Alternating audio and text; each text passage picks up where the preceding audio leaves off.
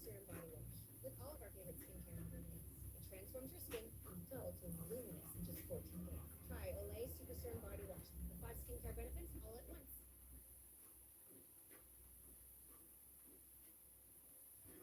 There's no getting around the sun and summer heat. But there's a better way to save for as long as summer goes. Ultimate Season Pass from TXU Energy. 50% off energy charges during peak summer and winter. Even more months of automatic savings. The extra relief for extra months. So you can enjoy Texas-sized savings for Texas-sized seasons. You get $450 even. It's one of the most popular plans. Keeps going, keeps serving. TXU Energy. Energy for everything.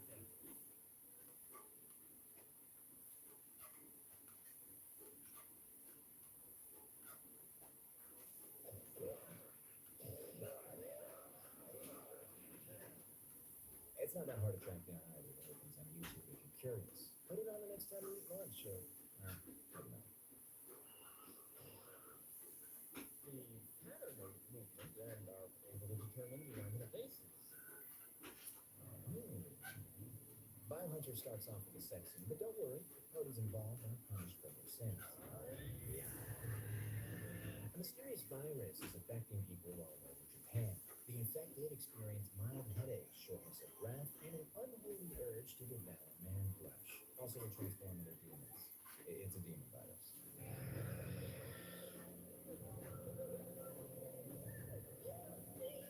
Koshigaya is a part-time professor, full-time demon hunter, and his partner Komoda is also a scientist and a demon hunter. But when I say demon hunter for him, I mean he's a hunter who's also a demon. Gonna be a little rough with you, but under the circumstances, can't help it. The plot is very simple. A beautiful young woman asks for their help in finding her grandfather, and they end up fighting for their lives against a politician and a demon. But I repeat myself, aside from this conflict, Komoda has to do battle with his own inner demon. He can't let himself catch feelings for anyone or transform for too long. Otherwise, who knows what's going to happen.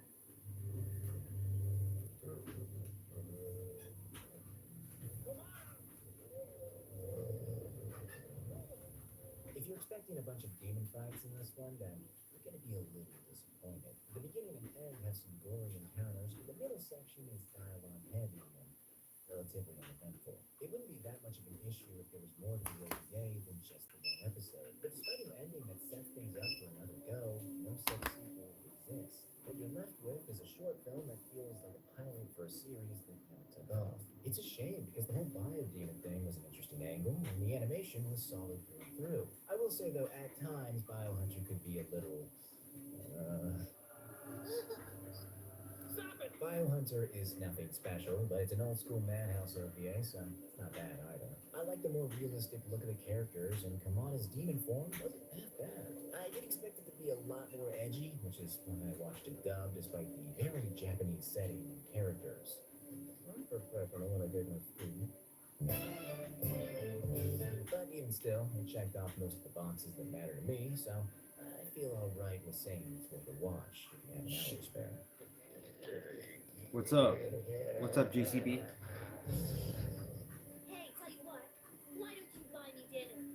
Because I'm tired and pissed off, and you're a cop and I'm a con, and because it's raining and I forgot my umbrella, and most of all, I'm broke. The year is 2808, and 3 convicted felons serving a collective sentence of 1,000 years are recruited into a special cyber police force. In exchange for his service, each criminal turned cop will have a couple of years or so taken off his life sentence. However, if they refuse to protect and serve the good people of Aledo, or take too long to clean things up, then the collars around their necks might just explode.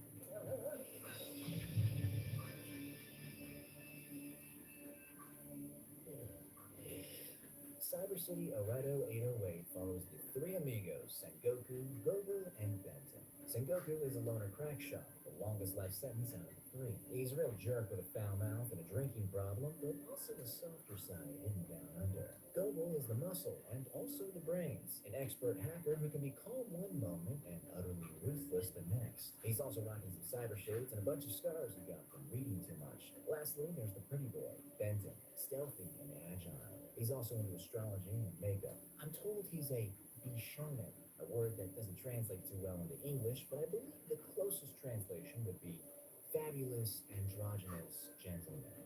There are 3 episodes of Cyber City, and each of them is centered around one of the 3 main characters. Sengoku's episode is the first and is a simple introduction to the basic day in the life of a cyber policeman. The other 2 episodes are more tailored to their respective characters and also flesh out this futuristic Tokyo. Charges and trials are optional, the military is doing whatever they feel like, and even mythical monsters start showing up again. Yeah, episode 3 is the gang fighting a vampire.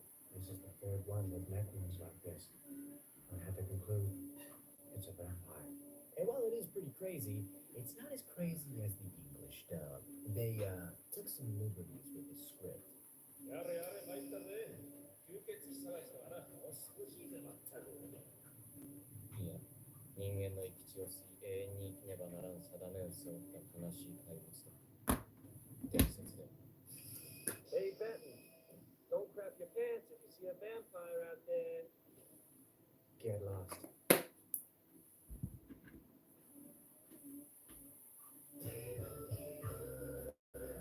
Dub. Okay, here's what you want to do. Save hundreds when Liberty Mutual customizes your car insurance. Are you a caddy?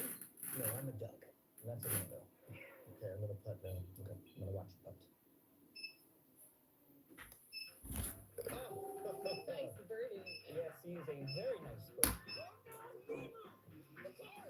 Only pay for what you need.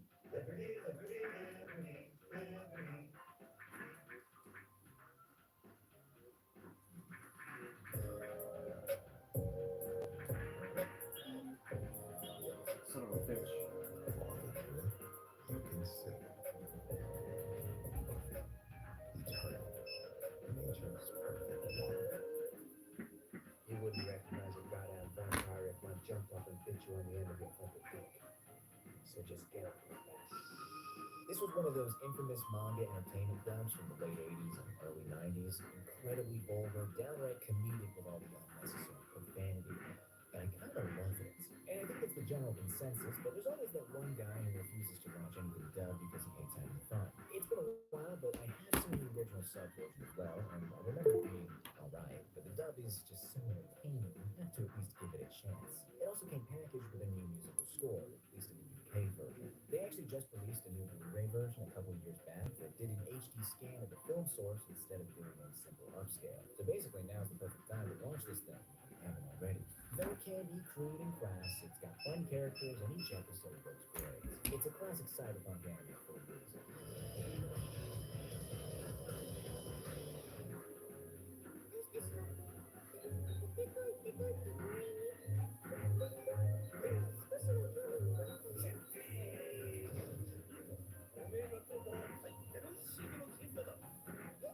This one is an enjoyable bit of nonsense. A terrorist group found itself in Demon City, named after its leader, Dr. Demon, is robbing local businesses and making fools out of the police.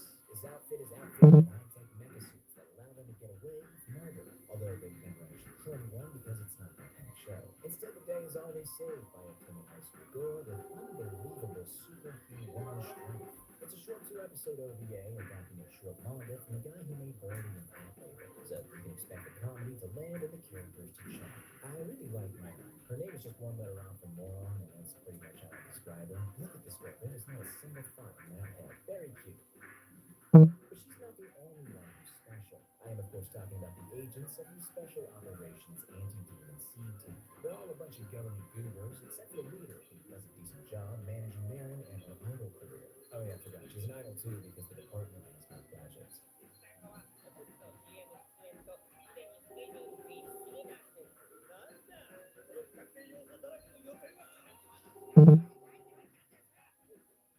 Assemble and Serve is dumb fun. There's plenty of slapstick and even some pop culture parody moments, as well as a live-action commercial for some reason. It's pretty similar to Prefectural Earth Defense Force, which we covered in episode 2 of the series, but I will say the animation isn't as remarkable. Plus, there's only really the one fight from episode 1. And that being said, I think the humor hits a bit harder in this one, and it's got some great insert songs like Marin, so it's definitely worth checking out if you're looking for something short and sweet.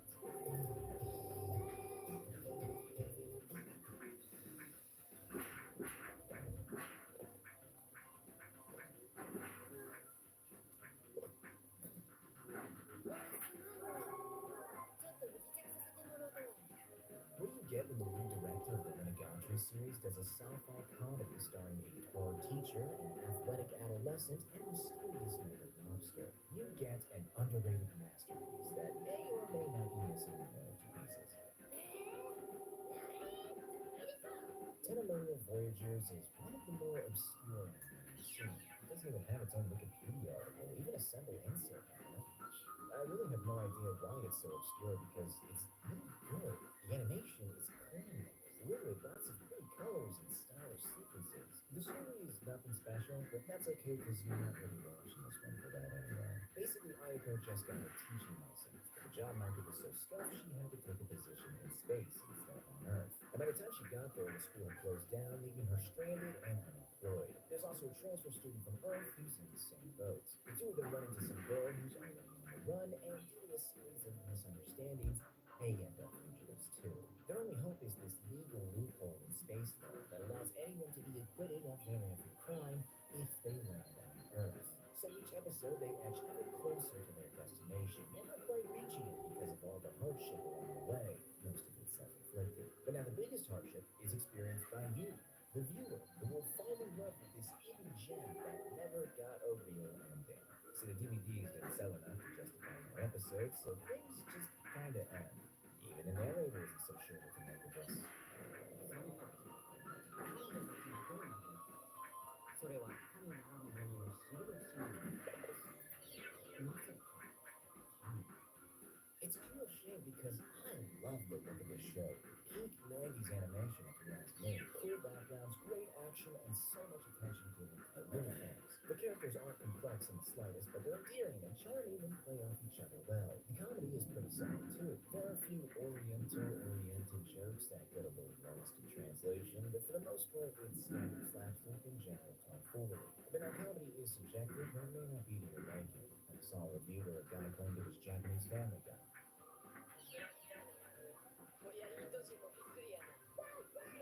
I love this one a lot, but it just really sucks how it got canceled. If I had to guess why, I wouldn't say it was because people didn't like it enough. I think the more likely answer is that it was a little too expensive to make and not that easy to market.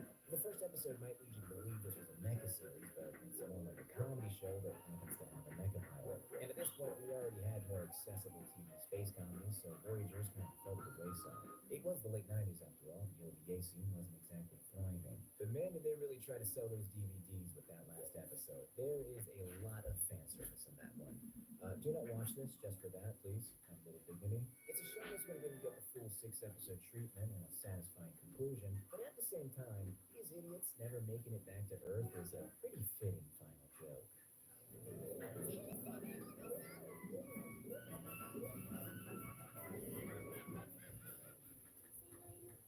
Oh, this one I was already saying.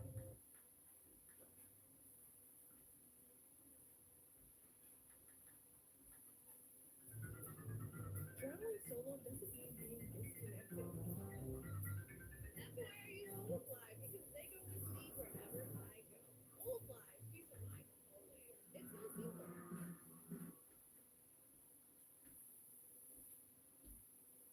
Next. Right this second, in some movie theater somewhere, Which one? popcorn and someone really wants a soda. And soda's like only during the weekends, and today is only Tuesday. Take your time. Wish there were a better. この街からもう出たのかな選抜メンバー Voices of a Distant Star, a love story that follows two childhood friends separated by space. Some aliens attack humanity and the girl gets drafted into the Space Force because of her mecha skills. She tries to continue her relationship with the boy who's still on Earth, but they can only ever communicate via text messages. And as the war rages on, the girl is sent further and further into space. Each message she sends takes even longer to reach Earth. As the photo find someone else. Is she still on? Is she ever coming back?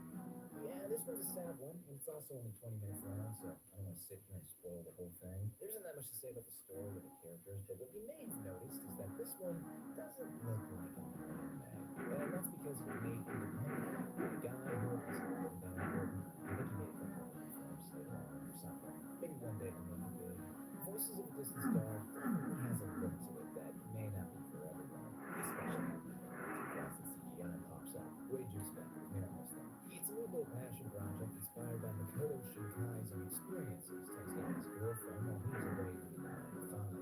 of them actually voiced the two respective characters in the original version. But when it came time to do the DVD version, they got some actual Japanese voice actors to fill the roles. Something that only happened because of how popular voices of the Disney star became. This short story ended up spawning a whole bunch of things, probably because it resonates with both the Pixar and the sentiment right now. I don't think voices of Disney stars life-changing by any stretch, but I do find these one-man shows very interesting. If you're curious about another anime made by just one guy, then also check out Samurai World. But after this one.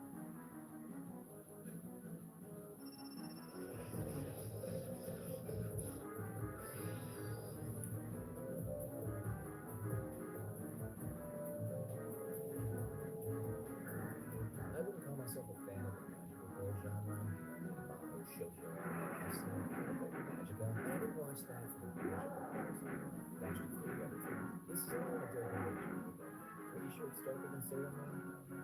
But this is a very solid OVA. A little confusing towards the start, but with the stick for the whole honestly. Tiara is a girl from the Brandon world, a world similar to ours, but one that exists in another dimension. Whose people use magic and tame spirits and whatnot. The source of magical power for that world is this painting called the Throne of War, which was recently stolen away by Tiara's ex-boyfriend and taken to Earth. Not much is actually known about the Throne of War, but Tiara is told that if it's away from home for too long, or it gets destroyed at some point, then all the Guardian world will be undone. The elders task Tiara and her furry familiar with the retrieval of this magical artifact. It sounds simple enough, but that's because I didn't mention the other magical girl who swaps sides after coming to Earth, or the fact that Tiara's been talking with a mysterious someone who's trapped in the stolen painting. This otherwise straightforward search and retrieval operation turns into quite a messy affair. A very pretty messy affair, however.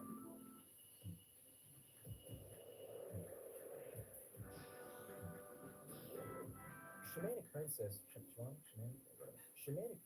is a visual treat. Highly atmospheric with all the shadows and rain and the dreamlike soundtrack playing over the magical battles in this cozy movie European style town. Now, I said earlier that I'm not really a magical girl kind of guy, and you should know this by now, but I'm not too keen on Noah's stuff either. But I actually do like the characters in Shamanic Princess. Design-wise, I feel a little creeped out by these big old eyes, but it's very much in line with the eerie tone of the OVA. What surprised me the most, however, was the characters themselves. They're all pretty solid and get just enough time to be properly fleshed out too. Their motivations are clear, relationships make sense. Now, to be honest, I kind of expected Tiara to be some annoying tsundere tramp, but she's not half bad. The whole elemental summoning thing she and the other magical girls got going for them is pretty cool too. Some of the creatures summoned look gnarly, and there's plenty of illusions and magical trickery to keep things interesting. Oh, look at that, the demon Tiara tames as Gay and abuses children for the new members. I mentioned Shamanic Princess is a little confusing, and that's in large part due to the episode order. The first episode starts with Tiara already on her mission, which comes to its end in episode 4. We don't get the backstory to what's going on until the last 2 episodes. The lack of context adds more questions, which you may find annoying, but I'd argue it made for a more emotionally satisfying final episode, which picks up right before episode 1 starts. It also made me want to rewatch this thing on the spot, but I resist the urge so I can pump out this video in a timely manner. It's no problem, by the way, just keep this thing playing on repeat in the background for a couple hours. Good action, great atmosphere, fantastic artwork, and a story that wraps up quickly and completely. I highly recommend it, and if you look like this, my DMs are open. And those are all the OVAs I have this go around. If you haven't already, be sure to check out the other episodes of this OVA Odyssey. And until next time, Ave Maria, days front, and a big thank you to all the culture.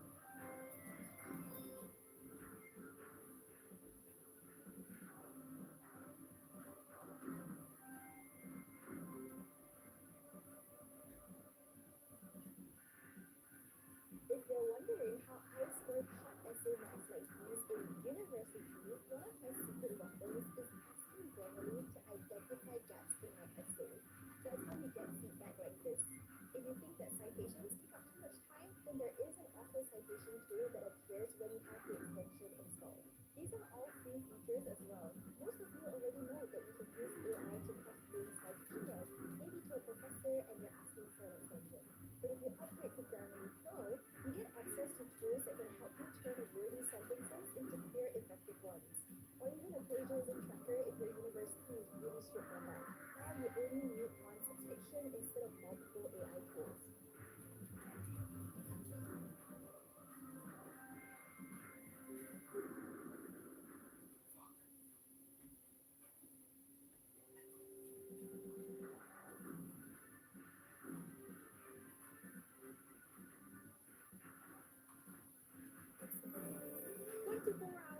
moisturizing body wash that just 12 ingredients isn't a myth.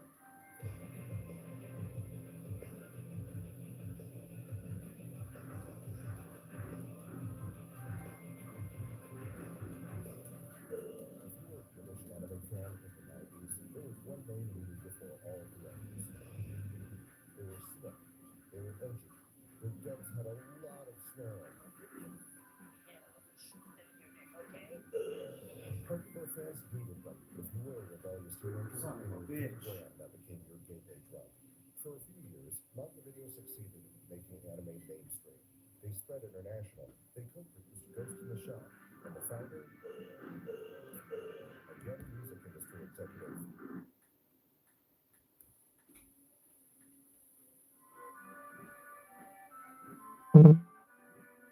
Martian successor Nadesco is a celebration of the space mecha genre that released in the wake of Neon Genesis Evangelion. But did this affect the reception of the anime? Probably not, unless you watched it dubbed, because Shinji's VA voices the main character in this show, which does unintentionally add another layer of humor to Nadesco. I mustn't run away. No, what's wrong with running away? And whose business is it anyway? And the setup of the story is pretty standard stuff. The Earth has extended her reach to the stars above and gets attacked by aliens. The Jovians are a highly advanced species of space lizards who wipe out the human colony on Mars in a surprise attack that gave our main hero Akito some PTSD, which he was only able to get because he miraculously and mysteriously teleported to Earth during the attack. There, he decides to quit the military and become a cook. The end. Or at least it would have been had his childhood friend Eureka not just become the new girl boss of a newly crafted, privately owned spaceship, the Nadesco. They bump into each other before she sets out to retake Mars, and he's back to being a pilot, whether he wants to or not.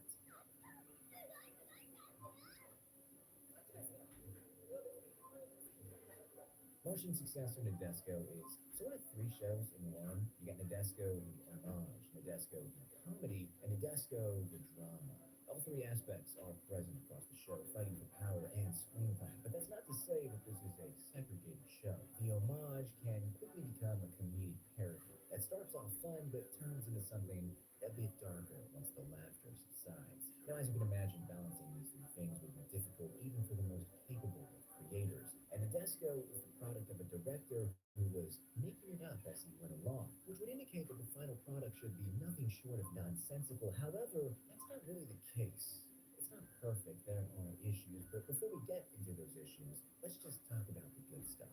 The most important thing for a comedy show is the comedy. Nadesco may not strictly be a comedy anime, it does shuffle jokes with romance and depression, and we will be coming back to this, but the jokes in this space opera land more often than not. It's usually slapstick related, like most Japanese comedies, but there are also plenty of meta jokes about genre conventions, or light roast of other mecha or sci-fi anime. And that's not even counting all the fast-paced wordplay and absurd statements.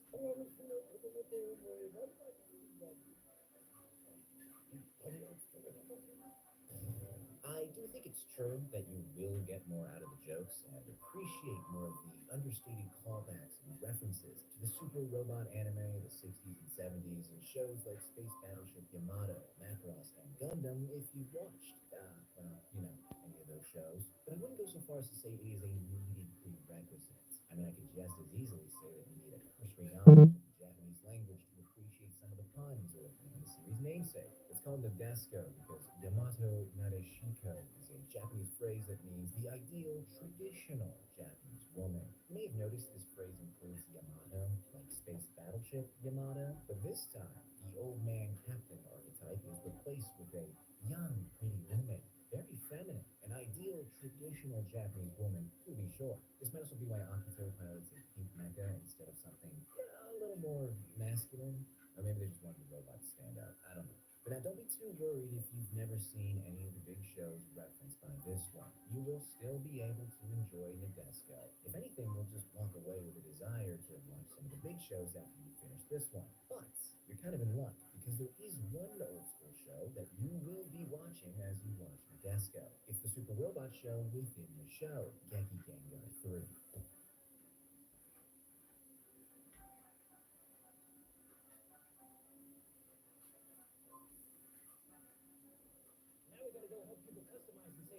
Liberty Mutual.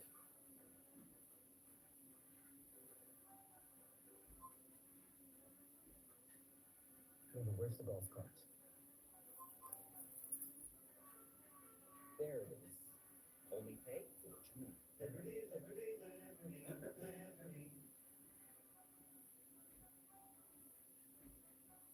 If you take the Google Career Certificates in Data Analytics, you'll learn about spreadsheets, you'll learn about SQL, Tableau, presentation skills. When you go to an interview, recruiters are looking for experience using these specific skills. When I was getting interviewed, they asked me about SQL, and I was like, I know SQL. I was able to pull on those foundational skills that I had just learned within the Google Career Certificate. I think it definitely helped me get the job. If you're ready to get a job you love, let's get to it.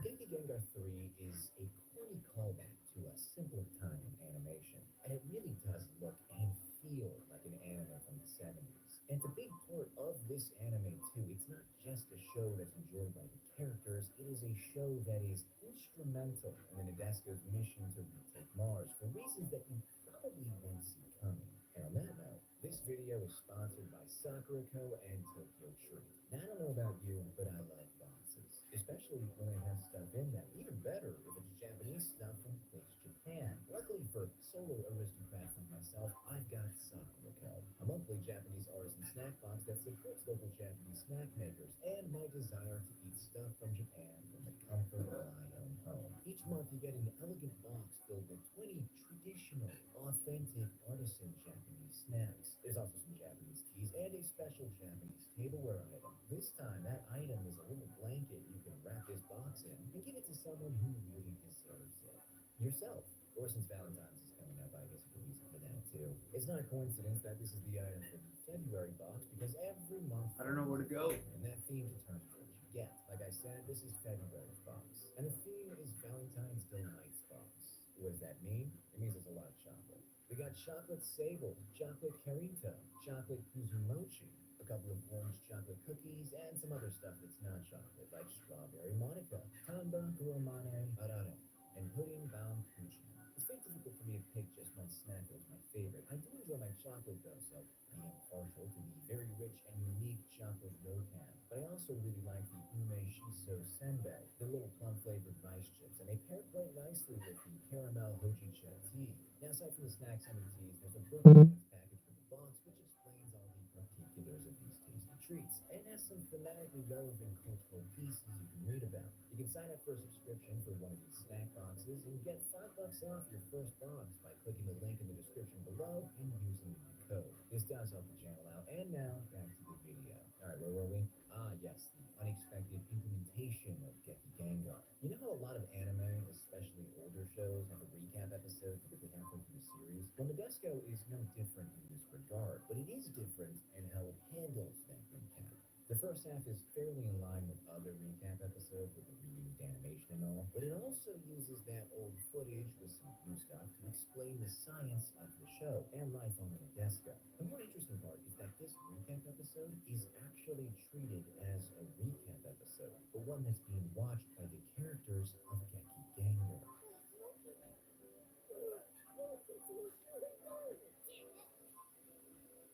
I have never seen another instance of a show becoming a show within a show of the show that's within the show. It's truly fascinating stuff. These guys really liked Geki Gengar 3, and this joke show even gets its own OVA. And while this is all pretty funny, Geki Gengar isn't just a joke.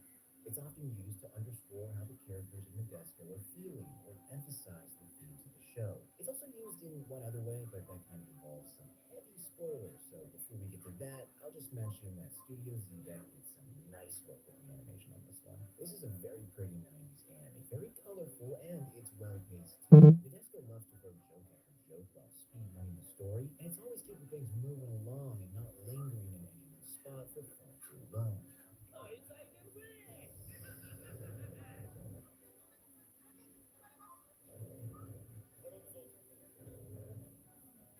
And I that's not to say that the show never lets up. It does slow down during some of the downtime, but it also has characters frantically and frequently talking over each other, which can be a bit overbearing at times. I wouldn't really call this a negative. It doesn't even come close to the Titanic Galaxy experience, but I might as well enter my complaining arc now. I like Nadesco. I really do. But there are some things that I dislike.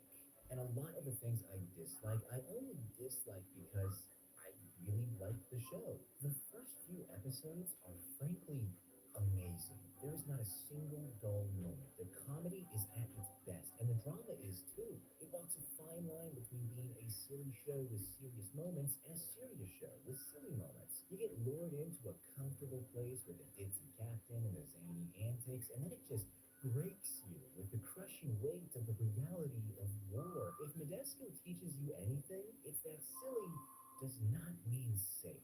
Fans of this show rightly extol the finesse with which Nadesco balances its drama and comedy, and I will too, to a degree.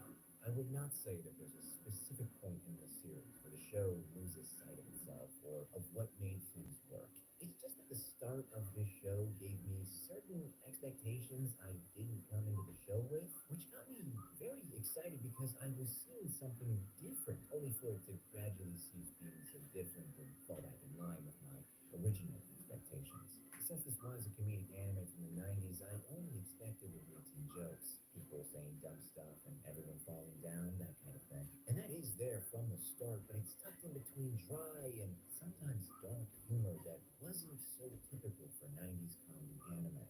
I think episodes 3 and 4 are the best examples of this. And I gotta give you a heads up because I'm going to spoil the big thing that happens in those episodes, so be warned.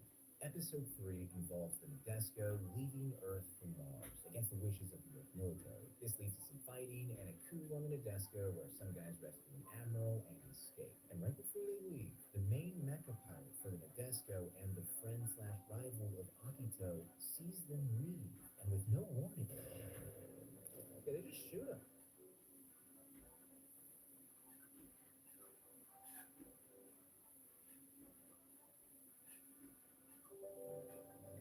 Almost anything is possible these days.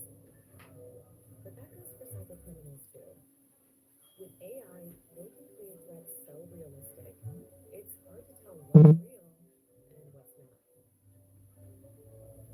That's why Genie AI-powered scam detection is now included in our all-in-one protection, so you can live digital life on the bright side. Norton 360, advanced tech for advanced threats.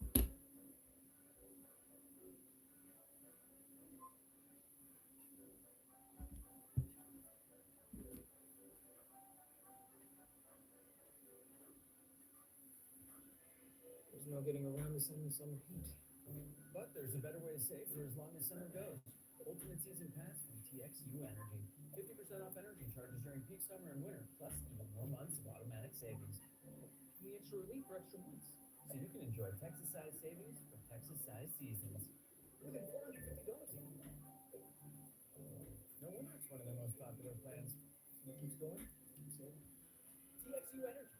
Energy for everything. This scene is